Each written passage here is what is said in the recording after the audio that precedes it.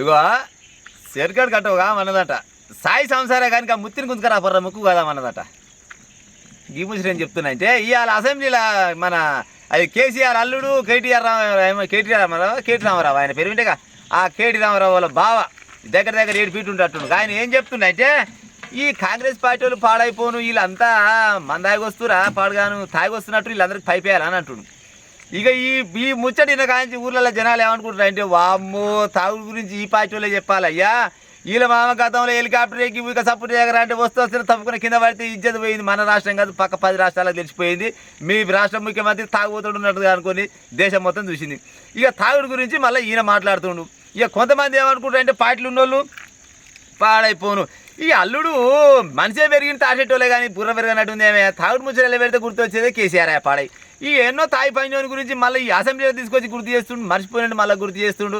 తాగుడు ముచ్చటకి ఎందుకు వచ్చింది అనగాడికి ఏమో ఊర్లలో జనాలు అనుకుంటారు. నిజంగా హరీష్ రావు గారు ఇప్పుడు ఈ తాగి పైపేయాలని అంటున్నావు కదా తాగిన వాళ్ళకి అంత పైపేయాలి. ఈ పైపేసిన పైసలతో 10 ఏళ్ళు బతికి నువ్వు నీ బామ్మరిది నీ మరదలు మీ అయ్య దాదాపుగా చాలా మంది ఇక అవి అన్నీ దోసుకొని పక్క పెట్టుకొని కూర్చుని ఇప్పటిదాకా బయటికి వెళ్ళే కాలం లేదు. మీ మామనే పొద్దుగాల ఇంత మధ్యాహ్నం ఇంత ఊమాసాన ఉదయం మధ్యాహ్నం సాయంత్రం అన్నట్టు గడికింత కవిసుకెళ్ళేసి ఇట్లా వంతుండట. జనాలు అనుకున్న ముచ్చట నేను చూసినాను పాడాయి కానీ ఆ తాగున్న ఇంట సపడేయకుండా కూడా మళ్ళీ నువ్వు గడికోసారి తాగుడైతే మళ్ళీ మర్చిపోయిన మీ మామ గుర్తొచ్చే కాలం వచ్చింది. ఊకో మా అమ్మ కానీ ఏది అసెంబ్లీకి అయిపోయి ఏదో నుంచే గట్టినే జనాల గురించి మాట్లాడుతున్నాను ట్రై చేసి సపడే కూకో కానీ ఈ తాగుడు ముచ్చట పెడితే ఆ బీర్లో వెళ్ళే చెప్పి వెళ్ళాక విన్నారు కదా.